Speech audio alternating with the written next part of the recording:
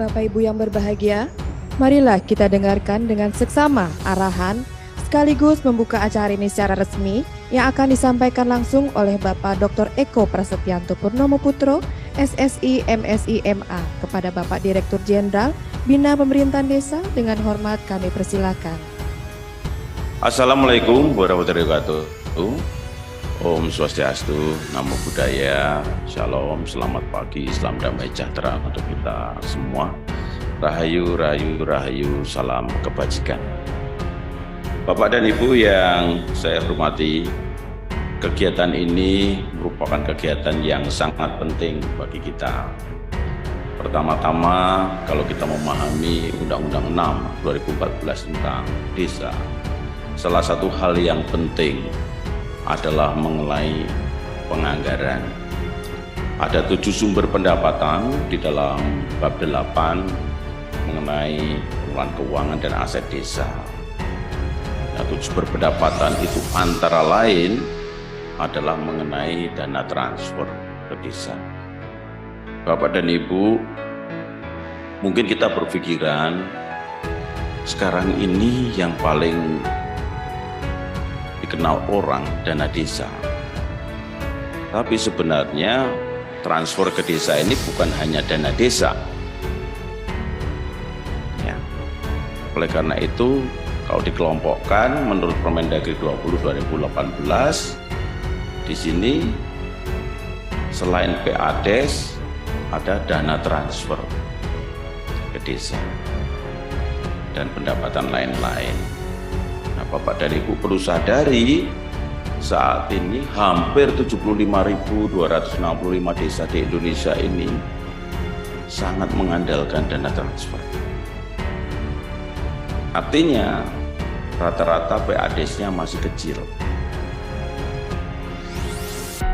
Dari tahun 2015 hingga tahun 2022, Bapak dan Ibu, dana desa sudah kurang lebih 468 triliun. 2023 dikucurkan 70 triliun. Tetapi Bapak dan Ibu, PADES yang ada saat ini 2022 itu kurang lebih baru 2,4 triliun. Artinya jauh dari harapan.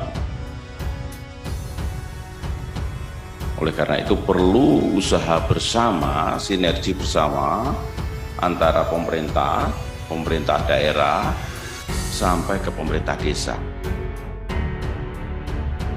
Nah, dalam rangka efektivitas ini perlu pembinaan-pembinaan, perlu pemetaan-pemetaan. Apa saja, usaha apa saja yang perlu dilakukan sehingga pendapatan asli desa bisa meningkat. Usaha apa saja yang perlu dilakukan supaya ada efektivitas dana transfer ke desa. Dan usaha apa saja yang perlu dilakukan sehingga desa mempunyai pendapatan lain-lain yang sah, yang perlu disinergikan baik antara pemerintah, pemerintah daerah, dan desa itu sendiri. Saya kira 3 kelompok sumber pendapatan ini harus didorong bersama, disinergikan bersama.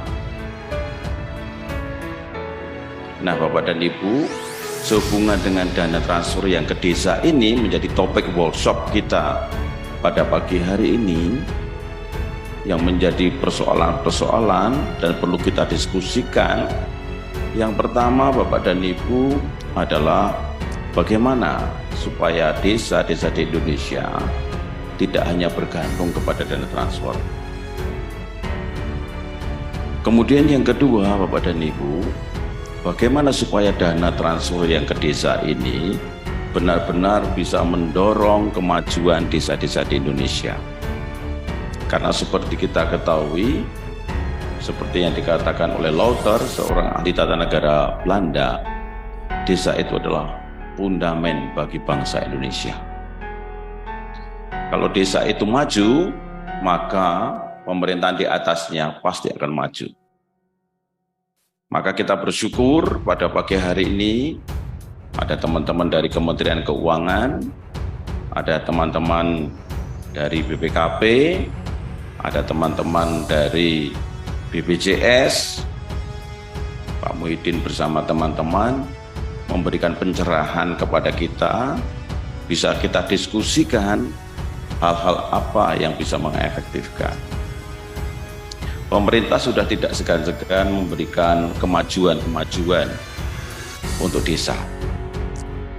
Sebelum Undang-Undang 6 belum ada dana desa. Baru ada ADD dengan PP 72 2005. Saat ini setelah ada Undang-Undang 6 ada dana desa. Bahkan jumlahnya sudah kita sebutkan tadi, sampai 2023 ini kurang lebih 538 triliun. Nah, saat ini Bapak dan Ibu, di bulan Maret kurang lebih sudah 14%. Kita bersyukur ya, penyaluran sudah 14% atau kurang lebih 9 triliun. Ini adalah upaya-upaya bersama yang patut kita syukuri.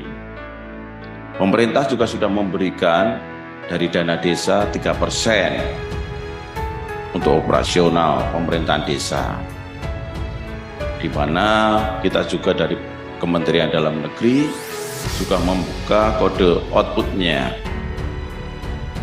baik itu untuk koordinasi pemerintah desa, baik itu untuk pencegahan dan penanggulangan kerawanan sosial, baik itu digunakan untuk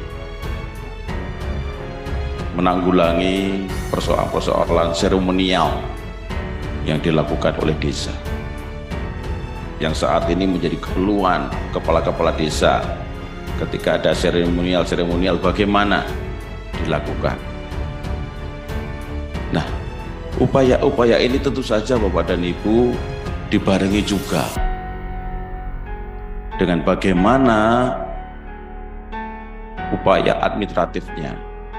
Kita sudah mengeluarkan surat nomor 100.2.3/6149/BPD untuk masalah ini. Kemudian bersama-sama dengan BPJS, kita dengan mengacu dari Undang-Undang 6 pasal 66, kemudian dari Permendagri 20 2018 pasal 20, kemudian ada Permendagri 84 tahun 2022 untuk pedoman APBD 2023. Kita mendorong bagaimana mengoptimalkan penggunaan BPJS, kesehatan, ketenagakerjaan. Nah, khusus untuk ketenagakerjaan, di sini sudah ada daerah-daerah yang hadir yang bisa menjadi contoh kita semua. Nah, nanti kita harapkan share-nya juga, ya, bagaimana bisa menyukseskan ini sehingga kepesertaannya bisa mencapai hampir 100%, bahkan 100%. Apa saja yang dilakukan oleh daerah.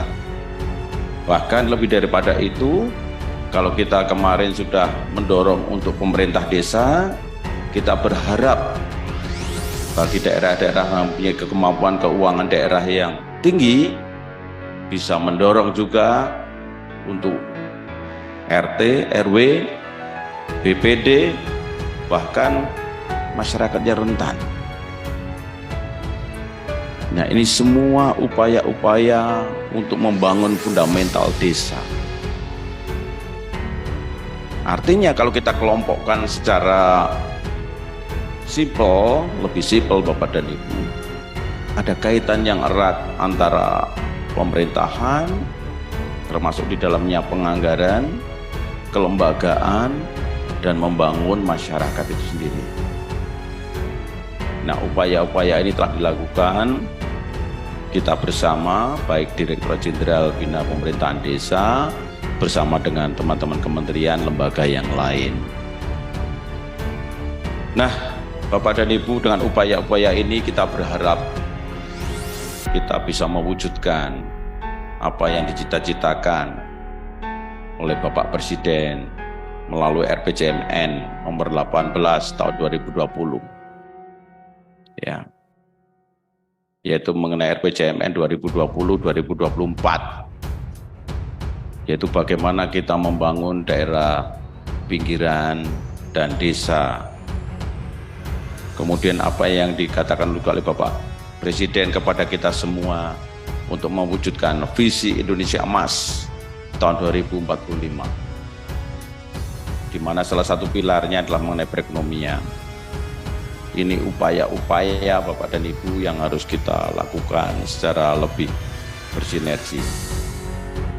Karena apa? Perlu kita sadari, desa kita sangat banyak, wilayah kita sangat luas, dengan berbagai suku yang beragam. Tentu perlu dengan upaya dan berbagai pendekatan. Dan untuk tambahan informasi Bapak dan Ibu, tahun 2023 ini kita akan memulai kegiatan penguatan pemerintahan dan pembangunan desa. Kurang lebih 33.000 aparatur pemerintah desa bersama dengan lembaga-lembaga yang lain. Di situ ada BPD juga, selain kepala desa dan perangkat desa, ada PKK, ada juga LPM, akan ditingkatkan kapasitasnya dan dilakukan secara serentak di provinsi-provinsi yang ada. Ini upaya-upaya yang kita lakukan sejalan dengan upaya-upaya yang lain seperti peningkatan kewilayahan. Bapak dan Ibu, pada saat yang sama kegiatan hari ini kita bersama-sama juga melakukan peningkatan kewilayahan untuk penetapan dan penegasan batas desa. Ini upaya-upaya sinergis yang perlu kita lakukan bersama dalam rangka untuk meningkatkan penyelenggaraan pemerintahan, pembangunan, pembinaan, dan pemberdayaan masyarakat. Sekali lagi kami ucapkan terima kasih kepada Bapak-Bapak narasumber yang telah berkenan hadir, kemudian dari teman-teman provinsi, kabupaten, kota, dan hadirin semua yang telah hadir baik secara offline maupun online. Demikian Bapak dan Ibu semua. Wabillahi taufiq wal hidayah. Wassalamualaikum warahmatullahi wabarakatuh. Om Santi Santi Om, Sadu Sadu Sadu. Tuhan menyertai kita semua. Terima kasih.